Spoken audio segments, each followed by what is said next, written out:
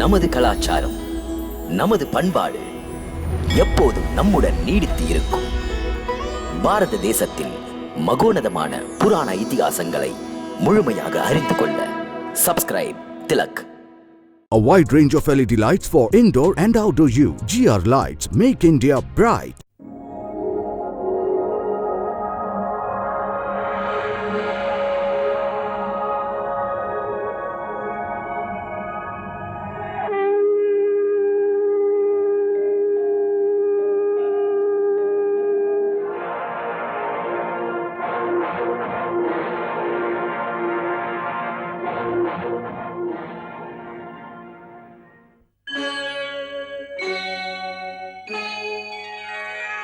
Krishna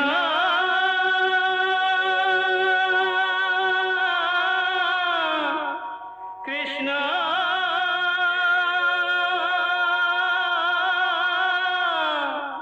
Hare Krishna Hare Hare.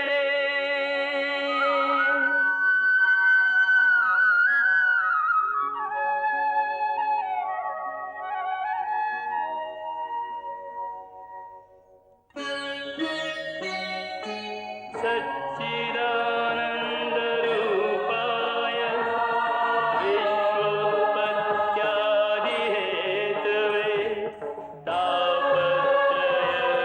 तापत्रयविनाशाय श्रीकृष्णाय वयं नमः.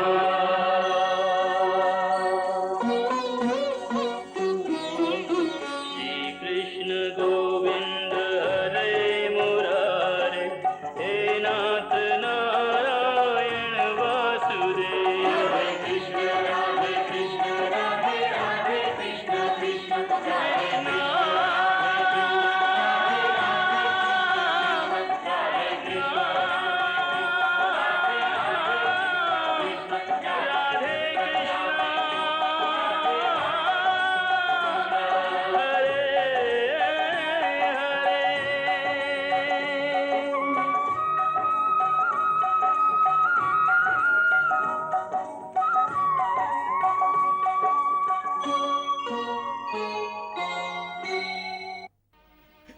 ஏ மதுசூதனா, போர்க்களமும் என் உறவினர்களும் இந்த பார்த்தனின் மண்டையை உடைக்கிறார்கள். நீ சொல்லிக் கூட பார்வை தெளியவில்லை, பக்குவம் வரவில்லை. ஏ கிருஷ்ணா, நீ குரு, பகவான், வழிகாட்டுவாய் என்று வந்து விட்டேன். தப்பில்லாத ஒரு வழி எது? எனக்கு அதை சொல்லு, நான் அதை ஏற்கிறேன்.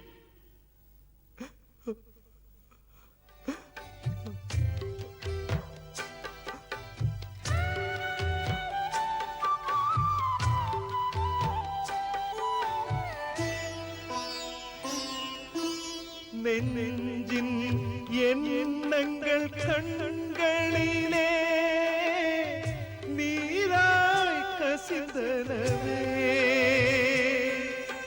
கண்டான் கண்ணன் பார்த்ததிடம் கனிவுடன் நோக்கினரே, காரணம் கேட்டனரே.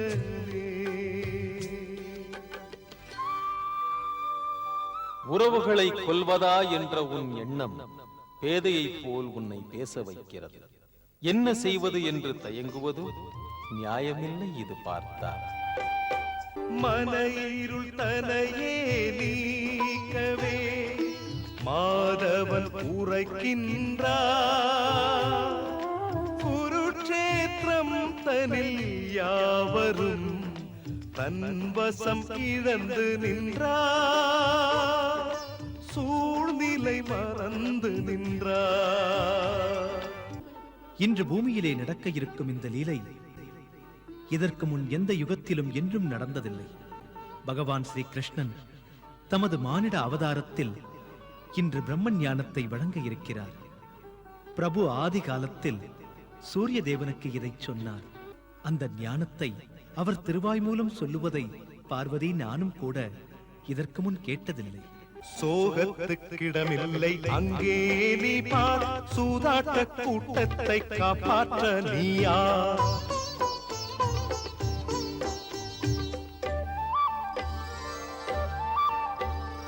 அன்று சபைதனில் தாடி வளர்த்த மேலோர்கள் எல்லாம் ஏன் மௌனமானார்?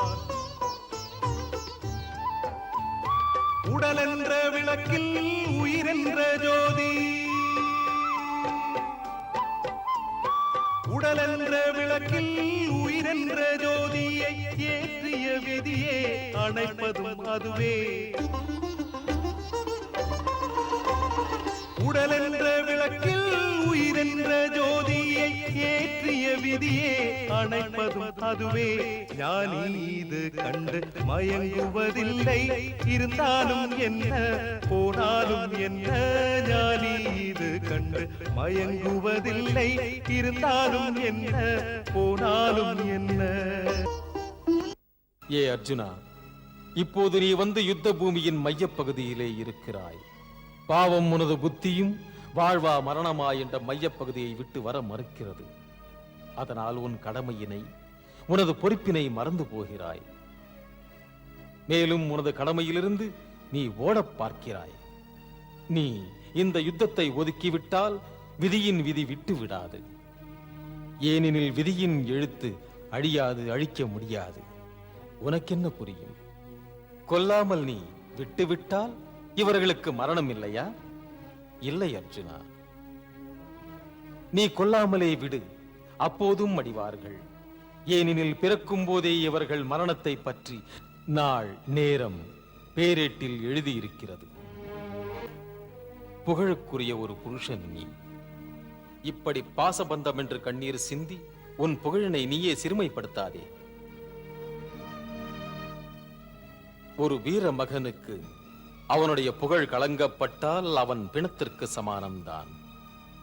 ஆகையால் யுத்தம் செய் பார்த்தா, யுத்தம் செய். உன் புகழினை, உன் கடமையை, உன் தர்மத்தை காத்து நில். ஏ பார்த்தா, நிலைத்திடும் புகழுக்கு வழி தேடு. நீ எனும் எண்ணத்தில் திரை போடு. நியாயமாம் செயலுக்கு எது ஈடு? மரணத்தை தடுக்க வழியேது? ஏ பார்த்தா, மதியிழந்து இருட்டிலே தத்தளிக்கின்ற உனக்கு வழிகாட்டுவேன். இந்த நிலைமையில் அழுவதை மறந்து, அறியாமையில் முடங்காமல் இப்போது ஒரு தொலைநோக்குடன் கண்ணை திறந்து பார் இங்குள்ளவர்களை. இந்த படைப்பில் யார் பிறக்கின்றாரோ அவர்கள் மரணம் எழுதி வைத்த ஒரு சாசனம். இதை சரியாக கேள். இந்த மண்ணுலகத்தில் பிறந்த ஜென்மங்கள், அது மானிடரோ, பறவைகளோ, மரங்களோ, மலர் பூங்கொடிகளோ, எந்த நிலையான பிறவைகளும் தாங்கள் பிறக்கும் போதே இறப்பையும் கொண்டு வருகின்றன. எந்த பிறவியும் ஒரு நாளில்லை ஒரு நாள் குறித்த நேரத்தில் மடிவது, அதாவது மாட்டி வந்த கூட்டை துறப்பது. இனிமேல் இவர்கள் மரணத்தை பற்றிய எண்ணத்தை விடு. சுமந்து வந்த கடமையை முடி. போராடு. சஞ்சயா, கிருஷ்ணன் தேரோட்டி என்பதை மறந்து விட்டான். யுத்தத்தின் போது தன் தலைவரின் கட்டளை கிணங்க நடந்து கொள்வதே தேரோட்டி செய்ய வேண்டிய வேலை. போர்க்களத்தில் தேவைப்பட்டால் தன் தலைவரின் உயிரை காத்து நிற்க கவனமோடு செயல்பட வேண்டியது. போர்க்களத்தில் புத்தி சொல்வது தேரோட்டியின் கடமையை மீறுவது. அர்ஜுனன் யுத்தம் செய்ய தயங்கினால் தேரோட்டி கிருஷ்ணன் அவனை தூண்டி விடுவது எந்த நிலையிலே நியாயமா? தரணியில் பிறந்தவனுக்கு மரணம் உறுதிப்பட எழுதிய ஒன்று. அப்படி இருக்க அச்சமேன் உனக்கு? ஐயுருவோன் அழிவான் என்பது கணக்கு. அது சரி கிருஷ்ணா, அவர் விதிப்படி மடிவார் என்றால் பிதாமகர் என்னால் மடிய வேண்டும். பிதாமகருக்கு மரணம் நெருங்கிவிட்டதென்றால் அவராகவே மடிவார். பிதாமகரை என் கைகளால் ஏன் கொல்ல வேண்டும்? அதிலேயே நில், மாற வேண்டாம். மற்றவைகளை விடு, இதற்கு பதில் சொல். அது யார் உன்னுடைய பீஷ்ம பிதாமகர்? எங்குதான் இருக்கிறார் உன் பீஷ்ம பிதாமகர்? என்ன கேள்வி கிருஷ்ணா? பிதாமகர் எங்க இருக்கிறார் என்றா நீ கேட்கிறாய்? உன் முன்னாலேயே நிற்கிறார். தேர் மீது நிற்கிறார் பீஷ்ம பிதாமகர். யார்? அங்கு தேர் மீது நிற்பவரா? அவரேதான். அவர் உனக்கு தேர் மீது நிற்பது போல் தோன்றுகிறது பார்த்தா அது பீஷ்ம பிதாமகரின் உடல்தான். புரியும்படியாக சொல், நிஜ பீஷ்ம பிதாமகர் யார், எங்கிருக்கிறார்? ஏ கிருஷ்ணா, புதிர் போடாதே, எனக்கு புரியவே இல்லை. அதோ நிற்கிறாரே, அவர் பீஷ்ம பிதாமகர் இல்லையா? வெறும் உடலா? ஏன் கண்ணா, பீஷ்ம பிதாமகர் இன்னொருவரா? வேறென்ன, நீ புரிந்து கொள்ள வேண்டும் இது பற்றி. கருத்தோடு கவனி. அதோ உடலில் தெரிகிற ஒரு பேரொளி, அதை ஆத்மா என்கிறார்கள்.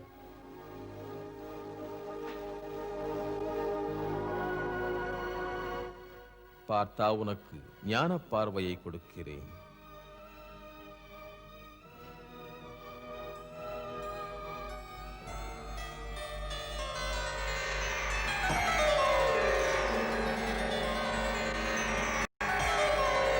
அந்த ஞான பார்வையினால் நன்கு உற்றுப்பார்.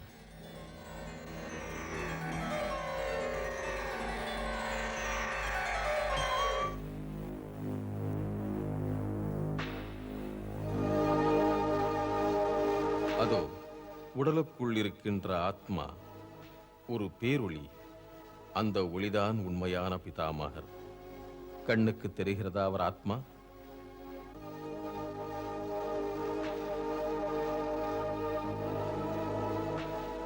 ஆம் கேசவா, அந்த பேரொளி மீது ஆத்மா தெரிகின்றது.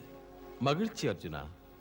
மேலும் பார், இப்போது என் சுதர்சன சக்கரத்தால் பீஷ்ம பிதாமகரின் உடலை துண்டிக்கிறேன். விழப்போவது அவர் உடல் மட்டும்தான். பார்த்தா அவருடைய ஆத்மாவின் பேரொளி அணைந்து போகாது. அதோடு பார்த்தா உன்னுடைய இந்த ஞான பார்வைக்கு அந்த உடல் உயிர் பெறுவதையும் காட்டுகிறேன்.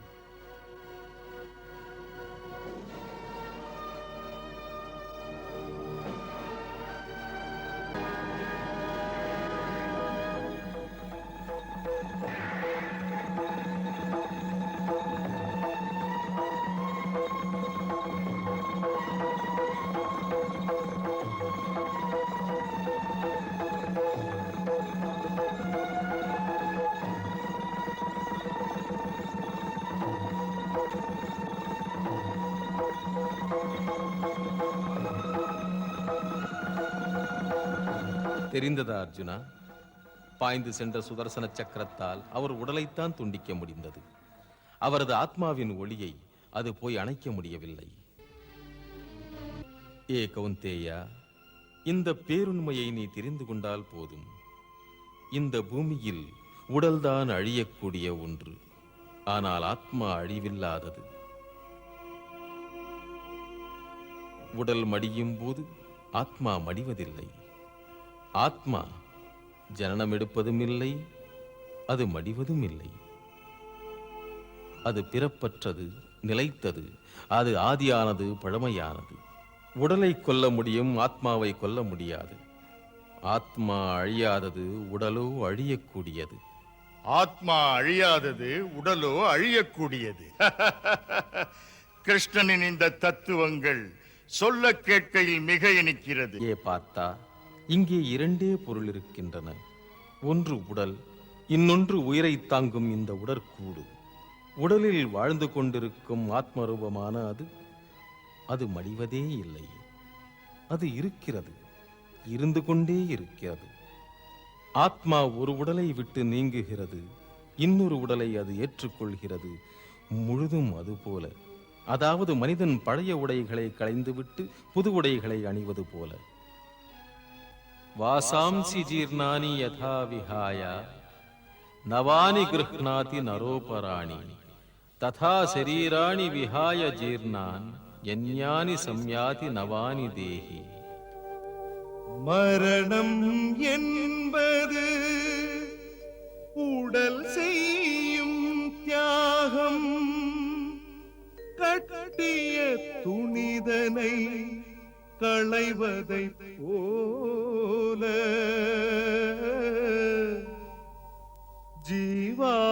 ஜீவாத்மாவின் ஓர் புது ஜன்மம் புதியதோர் ஆடையை அணிவதை போல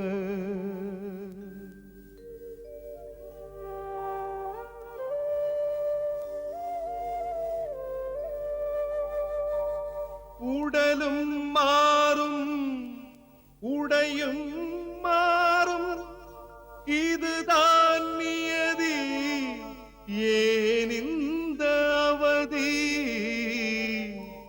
மரணம் ஜனனம் இரவும் பகலும் முரண்படும் இரண்டும் வந்திடும் போகும். வாழ்க பிரபு, வாழ்க. ஏ பார்த்தா, இதை புரிந்து கொள். மரணம் என்பது ஒரு வாசல். அதன் உள்ளே நுழைகிற ஆத்மா பழைய உடலை களைந்து விடுகிறது. உண்மையில் மண்ணில் வாழும் ஜென்மங்களுக்கு இரு வாசல்கள், இரு வாசல்களும் எதிரெதிராக அமைந்தது. ஒரு உயிர் மரண வாசலை அடைந்தவுடன் அந்த உடலுக்கு மரணம் வந்து விடுகிறது. பிறகு ஆத்ம ஒளியானது உடலை விட்டு முன்னேறிச் செல்கிறது. செல்கின்ற ஆத்மா புதிய ஜென்மத்தின் வாசலில் நுழைகிறது. அங்கு ஜீவாத்மாவுக்கு இன்னொரு புதிய உடல் கிடைக்கிறது. அங்கிருந்து அதற்கு புதிய உடலில் புதிய பயணம் தொடங்குகிறது. பிள்ளை பருவம் இளமை முதுமை மேனியில் வந்து போவது போல உள்ளுரை ஆத்மா ஓர் புது உடலில் நுழைவது போலே வரும் புது ஜனனம். வாழ்க வாழ்க! இன்று ரணகளத்தில் ஸ்ரீ கிருஷ்ணனின் திருமுகத்தில் இருந்து ஞான கங்கை பொங்கி வருகிறது. அந்த கங்கை பொங்கி அர்ஜுனனை அழுத்துகிறது. அந்த கிருஷ்ணன் தன்னுடைய விருப்பத்தை செயலாக்குகிறான். பரமாத்மாவின் அணுவே ஆத்மா ஆனந்த கடலில் ஓர் அலை போலே அலைகின்ற ஆத்மா அவனிடம் சேர துடித்த பின் இணைகின்ற நாடகமே.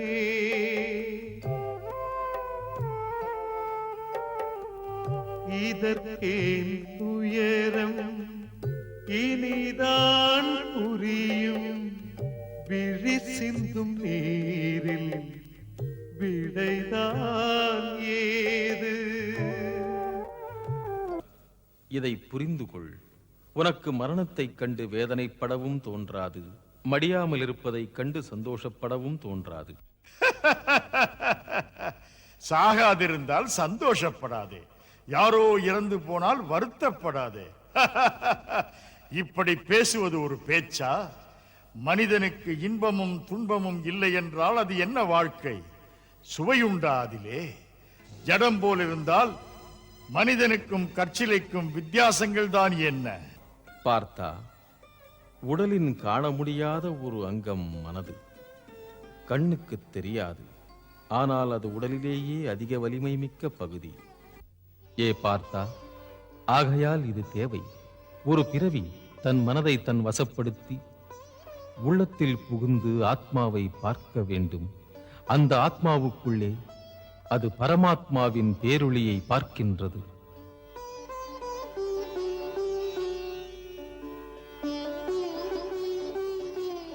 அதைத்தான் பரமாத்மாவின் திவ்ய தரிசனம் என்கிறார்கள். நீதான் சொல்லுவாய், நமக்குள்ளே செல்லுகின்ற ஆத்மாவுக்கு பேரொளி வீசும் பரமாத்மாவை காட்டும் என்று. என்றால் ஆத்மாவை தவிர வேறு இருக்கிறதா ஆத்மாவை அறிமுகம் செய்ய? இதை யாருக்கு சொல்கிறாய்? ஆத்மாவை அறிய யாருக்கு புரியும் உள்ளிருக்கும் ஆத்மா? உனது மனம். மனம்? ஆம், உனது மனம்.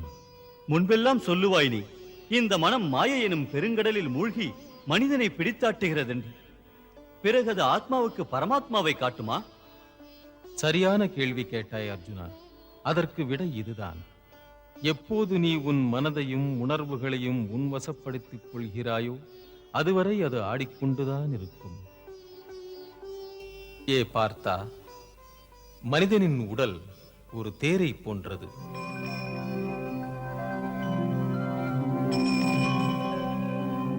அந்த தேரை இழுத்துச் செல்லும் குதிரைகள் அதையே மனிதனின் ஐம்புலன்கள் என்கிறார்கள். இந்த ஐம்புலன்களை செலுத்த ஒரு தேரோட்டி வேண்டும். அந்த தேரோட்டிதான் மனது. உடல் என்ற தேரின் மீது அமர்ந்திருக்கும் தேருக்குடைய தலைவன்தான் ஆத்மா. மனிதனின் ஐம்புலன்களும் ஆசை வசப்பட்டு கட்டுக்கடங்காமல் செல்கின்றன.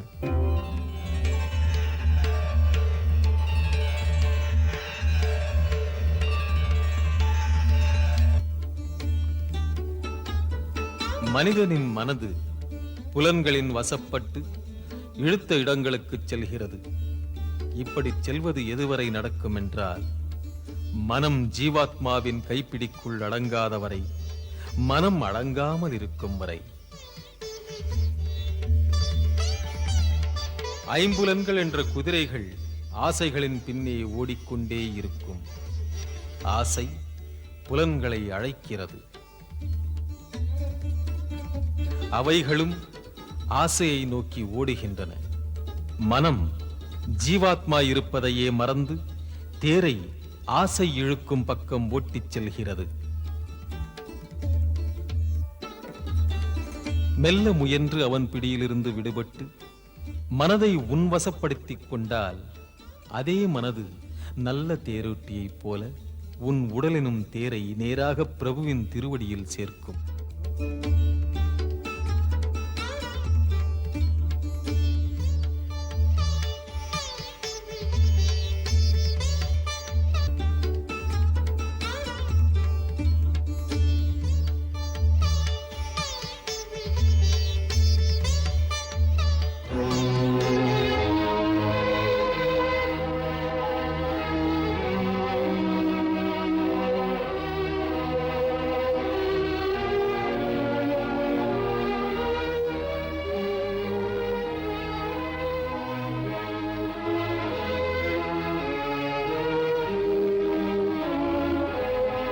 மனதை தன் வசம் கொண்ட பூரண ஞானி உடலென்ற தேரேறி அடைகின்றான் முக்தி.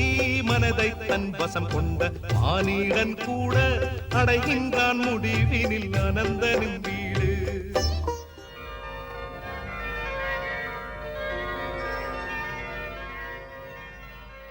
ஞானம்தான் மனிதனின் மனதை உறுதிப்படுத்துகிறது. அவ்வாறுள்ள ஞானத்தைத்தான் இப்போது உனக்கு வழங்குகிறேன். உண்மைதான் நீ சொல்வது கிருஷ்ணா. மூடனின் மனதில் உரைக்கவில்லையே அவைகள். எதனால் அப்படி? இன்னும் அது பிரமை எனும் இருட்டிலிருந்து மீண்டு வரவில்லை. அதனால் நீ ஞானத்தை அறிந்து கொள்ள முடியாமல் போகிறது. அதுதான் உண்மையை உணர வைக்கிறேன். இந்த உனது உடல் மடிகிறது, ஆத்மா மடியவில்லை. ஆகையால் நீ உடலின் மீதுள்ள பற்றை நீக்கு. அவர்கள் மடிந்தால் அந்த சோகத்தையும் நீக்கு. பார்த்தா உனது மனம் நிஜங்களை மடிய விடக்கூடும். உண்மைதான் இது கேசவா. பக்குவமான பேச்சு, அது புரிகிறது. பாழும் என் மனதில் அதை ஏற்க சக்தி இல்லையே. அது எதனால்? எதனால் என்றால் பாசங்கள். அலைபாயும் மனது அப்படியெல்லாம் மாட்டி வைக்கிறது. நீ எதை சொல்கிறாய்? அந்த உன் சொந்தங்கள், உறவு என்ற பற்று.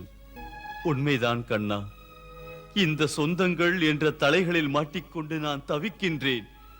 பற்றிக் கொண்ட தலைகளை எவ்வாறு உடைப்பது புரியாமல் அழுகிறேன். இங்கே நிற்கின்றவர்கள் அழிவார்கள். பார்த்தன் கொண்ட பாசம் அழியாது. அது அழியவே அழியாது. அது நிலையானது. அதோ என் பிதாமகர் இருக்கிறார். அதோ என் மகன் இருக்கிறான். அதோ என் பெரிய சகோதரன். இந்த சொந்தங்கள் நிஜங்கள். மடிவது அவர்கள் உடல் மட்டும்தான். என் பழைய சொந்த பந்தங்கள் தான். அது என்றும் மடியாதே. கண்ணா, என் அன்பு தந்தை மன்னர் பாண்டுவின் உடல் இல்லை. மடிந்து போன பிறகும் இன்றும் என் அப்பா பாண்டுதான். பிள்ளைக்கும் பெற்ற தந்தைக்கும் உள்ள உறவு போய்விடுமா? இந்த உறவுகளின் புனிதத்தின் மீது பார்த்தன் கையா வில்லேந்து. அர்ஜுனா, இந்த உறவுகள், உணர்வுகள் இந்த பிறவியினுடையது.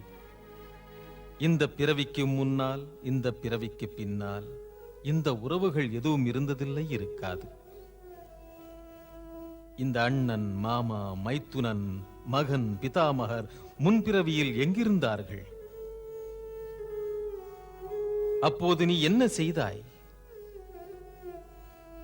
உன்னுடைய அடுத்த பிறவியில் இவர்கள் யார்? எங்கு போவார்? இதற்கு பதில் உள்ளதா? இல்லை கேசவா. முற்பிறவியில் உன் மரணத்துக்காக அழுதிருப்பார்கள்.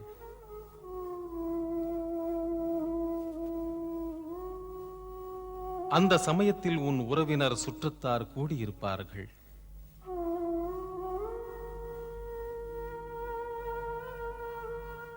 உன்னுடைய மனைவி, உன்னுடைய மைந்தர்கள் அழுது புலம்பி இருப்பார்கள்.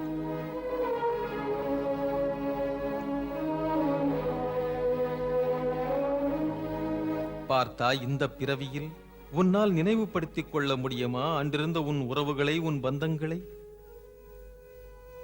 இன்று அது பற்றி சொல்ல அன்றைய தொடர்புள்ளவர் யார் இருக்கிறார்? அதைத்தான் அறிவுறுத்தினேன். அன்றைய நினைவுகளில் அழ வேண்டாம். இன்றைய விளைவுகளில் நீ அஞ்சவும் வேண்டாம். வேதனை தரும் அந்த மாயை விண்ணிலும் பெரியது அர்ஜுனா. நீ கற்பனை செய்கிறாய், நீ மடிந்து விட்டால் இவர்கள் அழுவார்கள் என்று, சொந்தக்காரர்கள் துடிப்பார்கள் என்று. அதுவும் சரியல்ல. பார், என் மாயையின் மகிமையினால் ஒரு சில நாட்களுக்கு பிறகு அழுதவர்களெல்லாம் மறந்து சிரித்து கழிக்க இருக்கிறார்கள்.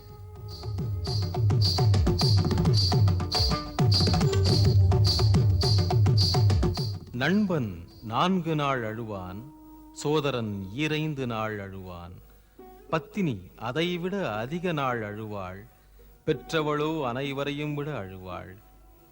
பார்த்தா அனைவரின் அழுகையும் நாளாக நாளாக மங்கி விடுகிறது. துயரப்பட்டவர்கள் பிறகு இனிய இனிய சொப்பனங்களில் மூழ்கி விடுவார்கள். ஏ அர்ஜுனா, இந்த உறவு உடலெடுத்த போது கூட பிறந்து வருகிறது, உடல் மடியும் போது கூடவே மடிகிறது. ஆகையால் உடல் தரும் உறவு வலைகளை உடைத்துக் கொண்டு மீண்டு வா. ஆத்மா அழிவற்றது. இந்த அழியா உண்மையை புரிந்து கொள். சந்தேகங்களை தூக்கி எறி. சஞ்சயா, ஏதேதோ சொல்லி அர்ஜுனன் மனதை அவன் குழப்பிக் கொண்டிருக்கிறானே, உறவு முறைகளை கெடுக்கிறானே, யுத்த பூமியில் போதனைகள் புரிகிறானே. ஸ்ரீகிருஷ்ணன் ஒரு மாயக்காரனாயிற்றே. பிள்ளை பிராயத்தில் வெண்ணெய் திருடி தின்று பேச்சிலும் அந்த குணம் பதிந்து விட்டதே. அந்த கண்ணன் அர்ஜுனனுக்கு சொந்தங்கள் என்றால் சுகக்கேடு என்று சொல்கிறானே. இனிமேல் உன்னிடம் கர்மயோகத்தை பற்றி விளக்கமாக பேசப் போகிறேன்.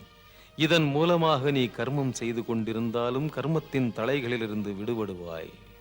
சுகதுக்கே சமே கிருத்வா லாபா லாபௌ ஜயா ஜயௌ ததோ யுத்தாய யுஜ்யஸ்ய நைவம் பாபம் அவாப்யசி. வெற்றி தோல்வி எது வந்தாலும், லாப நஷ்டம் அடைந்தாலும் கலங்காமல் ஏற்றுக்கொள்வாய் சமமான உணர்விலே. வாளெடுத்து போர் தொடங்கு, வளைந்து நிற்க நேரமில்லை. நீ எடுத்த உடலுக்குள்ளே சோர்விருக்கும், அகற்றிவிடு. வில்லெடுத்து அம்பு தொடுத்து வீரனை விளையாடு. சத்திரியனே உன் கடமை என்ற நினைவோடு தீர்ப்பெழுதும் நேரமிது. தீரனே போராடு, பாரதத்தில் தர்மம் காத்த பார்த்தனே போராடு, பாரதத்தில் தர்மம் காத்த பார்த்தனே போராடு. இப்படியாக சுகம் துக்கம், லாபம் நஷ்டம், வெற்றி தோல்வி, தாழ்வு உயர்வு இவைகளை ஒன்று போல் நினை. உன் பணி போரிடுவது. இந்த நேரத்தில் போரிடுவதுதான் உன் கடமை. இன்றுள்ள நிலைமையில் நீ மனதை அடக்கி செயல் புரிவதே தர்மம் என்று உணர்ந்து யுத்தம் புரிந்தால் பாவம் நேராது. நீ என்ன சொல்கிறாய் கேசவா? யுத்தம் செய்வதால் பாவம் நேராதா? யுத்தம் புரிவதால் எத்தனை உயிர்கொலைகள், எண்ணற்ற உயிர்களின் அழிவு. அப்படி இருக்க அந்த பாவத்திலிருந்து எப்படி மீள? எப்படிப்பட்ட செயலையும் நிஷ்காம கர்மயோக நிலையில் நின்று செய்தால் உனக்கு பாவமும் சேராது, புண்ணியமும் சேராது. நிஷ்காம கர்மயோகமா? நிஷ்காம கர்மயோகம். இது புதுமையாக இருக்கிறது கேசவா. பாழும் புத்தி இன்னமும் புரிந்து கொள்ளவில்லையே. ஏனெனில் உன்னுடைய புத்தியின் மீது இப்போது வரை பற்று என்ற திரை போடப்பட்டிருக்கிறது. நிஷ்காம கர்மயோகத்தில் நான் சொல்லப் போவது அதன் மூலவேர் பற்றற்ற நிலை என்பதில்தான் ஆதாரப்பட்டிருக்கிறது. அர்ஜுனா, இந்த நிராசக்தி யோகத்தை புரிந்து கொண்டால் உன்னுடைய வாழ்வில் பூரண அமைதியை பெறுவாய். ஏ மாதவா, இந்த யோக சாதனைக்குரிய வழிகள் என்ன? அதற்குரிய முறைகள் என்ன? அந்த சாதனைக்கு 1000 வருடங்கள் தவம் செய்ய வேண்டிய அவசியம் இல்லை. அந்த சாதனைக்கு ஒரே கண நேரம் போதுமே. அது போதுமா? ஒரே கணப்பொழுது. அந்த கணப்பொழுதிலே மனிதன் தன் மன நடவடிக்கையே மாற்றிக்கொள்கிறானே. அந்த பொழுதில் கர்மண்யே வாதிகாரஸ்தே மா பலேஷு கதாச்சன மா கர்ம பல ஹேதுர்பூர்மா தே சங்கோஸ்த்வ கர்மணி. ஏ அர்ஜுனா, பணி செய்யும் விருப்பம்தான் மனிதன் கையில் இருப்பது. அதன் பலன் மனிதன் பிடியில் இல்லை. அது எப்படி? புரியும்படி சொல்கிறேன். பார்த்தா, நீயாக ஒரு காட்சியை கற்பனை செய். ஒரு செல்வந்தரின் முன்னால் மிக்க மணமுள்ள சாப்பாடு வைக்கப்பட்டிருக்கிறது. தங்கத் தாம்பாளத்தில் சூடும் சோயும் உள்ள கறி வகைகள். இதைக் கண்டு பணக்காரன் மகிழ்ச்சி அடைந்தான். தங்கத் தாம்பாளத்தில் சூடான சுவையுள்ள கறி வகைகள்.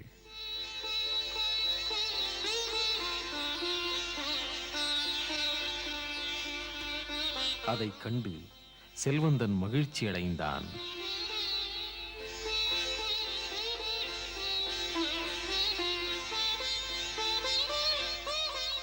ஆர்வத்தோடு முதல் கவளத்தை எடுத்து சாப்பிடத் தொடங்கும் போது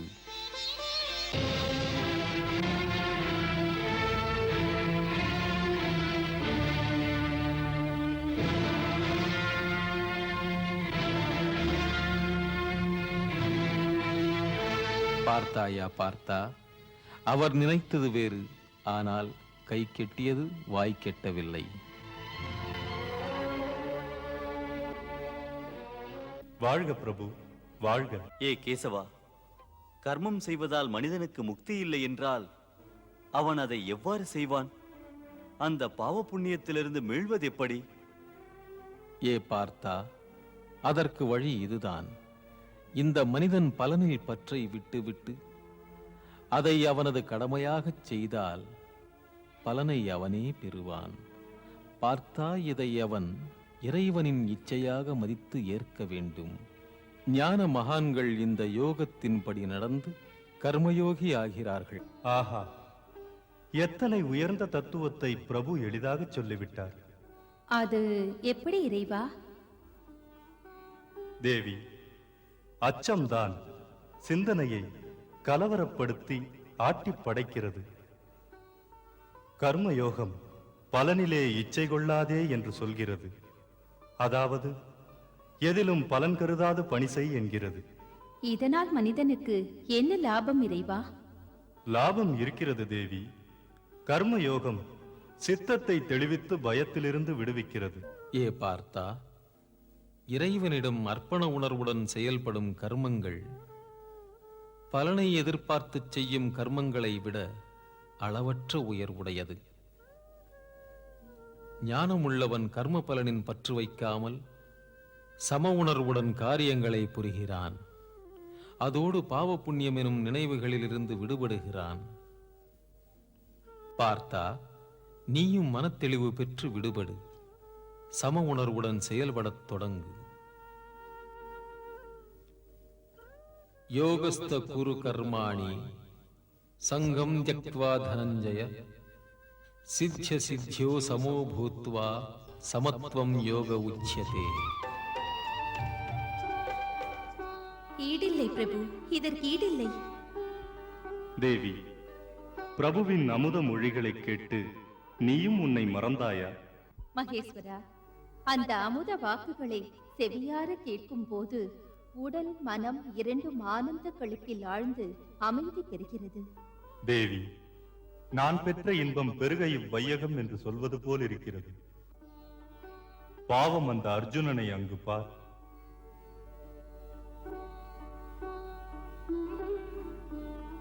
இந்த அமுத மழையில் நனைந்து அவன் மனம் கனிந்து அவனுடைய ஆத்மா நெகிழ்ந்து போகிறது. அதாவது மழை பெய்த பிறகு நிலங்கள் துளிராடை புனைந்து பொலிவதைப் போல தாம் ஏற்றிய தெய்வீக தீப்பட்டு என் மனது, எனது புத்தி, எனது அறிவு, அதுபோல் அகந்தை எல்லாம் தூயதாகிவிட்டது. என் ஆத்மாவுக்கு புது எழுச்சி பிறந்தது. என்னுடைய நிலை என்ன? ஒரு கிளி ஒரு இலையில் அமர்ந்து புயலில் நதியை கடப்பது போல.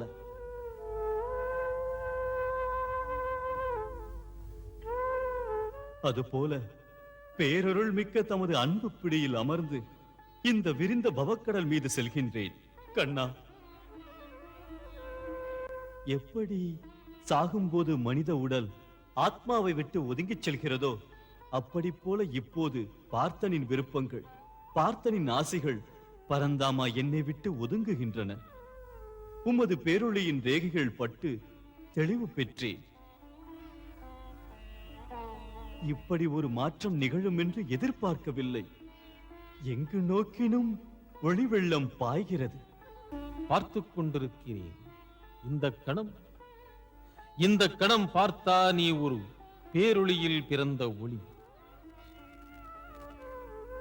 அன்பனே, உன்னை என் திவ்ய ஒளியினால் பிரகாசிக்கச் செய்தேன். குறுகிய ஆசை, கோணல் விருப்பங்கள் உன் மனதுக்குள் இனி இல்லை. ஏ பிரபு, இப்போதும் கூட என் விருப்பங்கள் போகவில்லை. என்ன நீ சொல்வது அர்ஜுனா? இப்போது என் நெஞ்சில் ஒரே விருப்பம் இருக்கிறது, உன்மீதல்ல. ஏ அர்ஜுனா, அது என்ன விருப்பம்? அது எனது பேரொளியின் சக்தி சாம்பலாக்காது. தமது தரிசனம். பார்த்தா, எனது முழு வடிவத்தையும் கண்டாய் அல்லவா? கண்டேன் மாதவா. இப்போது நான் தமது சம்பூர்ண ரூபத்தை தரிசிக்க வேண்டும். அண்டமனைத்துக்கும் இறைவனே, தமக்கு என் மீது பற்று இருந்தால் பார்த்தனின் இந்த இறுதி ஆசையை பூர்த்தி செய்யுங்கள். ஏ பார்த்தா, பிரியமுடன் எப்போதும் நண்பன் அல்லவா? பார்த்தா, உனது விருப்பத்தை அவசியம் நான் நிறைவேற்றுவேன். பிரிய நண்பனே, என் விராட ரூபத்தின் தரிசனத்தை காண இப்போது உள்ள கண்களுக்கு சக்தி இல்லை. ஏ அர்ஜுனா, உன் பார்க்கும் விழிகள் அத்தனை ஆற்றல் பெற்றதல்ல.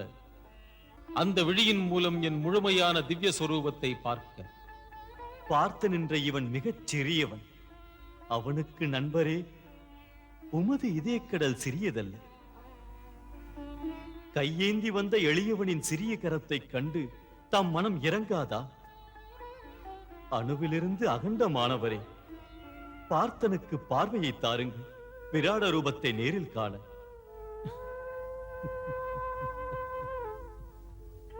ஏ அர்ஜுனா, ஒரு நல்ல பக்தனின் மனதால் ஆண்டவனையும் இன்று நீ வென்று விட்டாய். அப்படியே செய்கிறேன் பக்தனே, உன் ஆசையை பூர்த்தி செய்கிறேன். இன்று உன் மூலமாக நீ பணியும் தேவதேவர்கள் கிடைப்பதற்கரிய இந்த திவ்ய ரூபத்தை கண்டு சிலிர்க்கட்டும். முதலில் உனக்கு அப்படி ஒரு பார்வை தருகிறேன். அது என் விராட ரூபத்தை காணும் ஆற்றல் உள்ளது.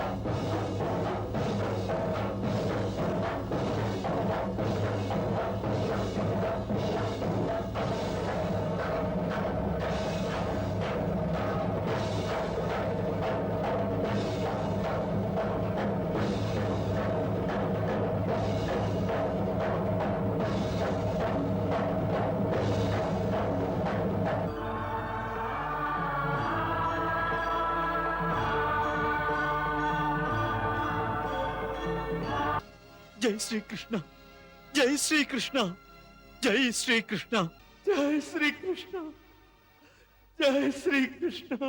சஞ்சயா, जय श्री நான் கூப்பிட்டது காதில் விழவில்லையா? மன்னா, என் பிறவி பயன் பெற்றுக் கொண்டிருக்கிறது.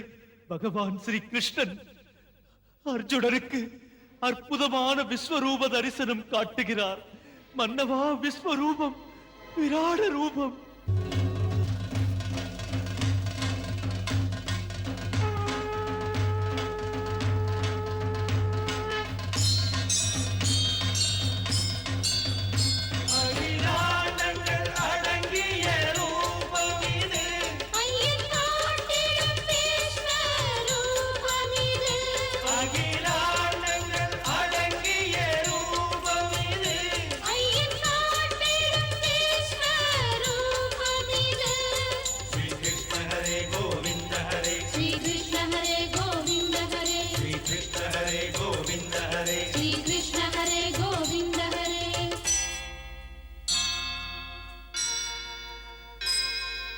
கேசவ போற்றி, கேசவ போற்றி, மாதவ போற்றி, மாதவ போற்றி. श्री कृष्ण गोविंद हरे मुरारे, हे नाथ नारायण वासुदेवा.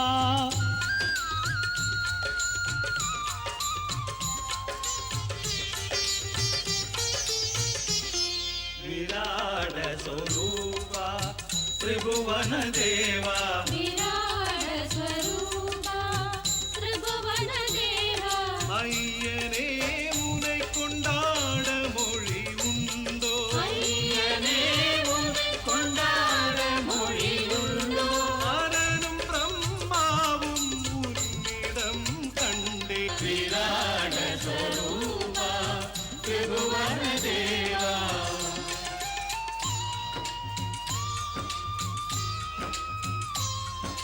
கண்கள் எத்தனை எத்தனை முகங்கள் கணக்கிலடங்காது,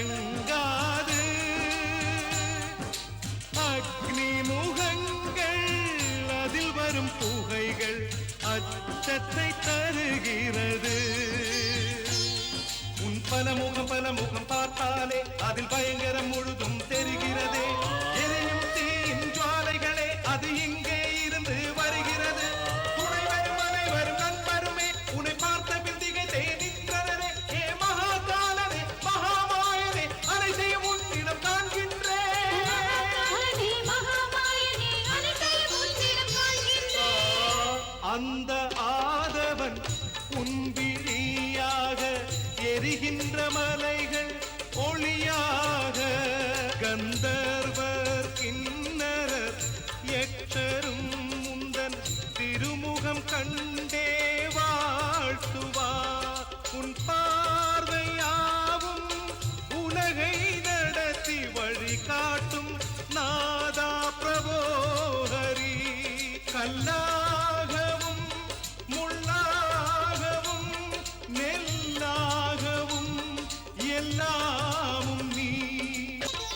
அனந்தா உந்தன் அருளின் எல்லை ஏது? அருளின் எல்லை ஏது? அன்னை போல் வந்து அருளும் கோவிந்தா, விராட ஸ்வரூபா திரிபுவன தேவா, விராட ஸ்வரூபா திரிபுவன தேவா. ஓ பிரபுவே, பூமியில் பிறந்தோ நாங்கள் கபடமில்லாதவர் கடும் உழைப்பாளி. ஹரே கோவிந்த ஹரே மோகன மாதவ கிருஷ்ண ஹரே. ஓ மனமெனும் கோவிலில் நீ வர வேண்டும், உலகில் எல்லாரும் வாழ்ந்திட வேண்டும். கிருஷ்ண ஹரே கோவிந்த ஹரே மோகன மாதவ கிருஷ்ண ஹரே. ஓ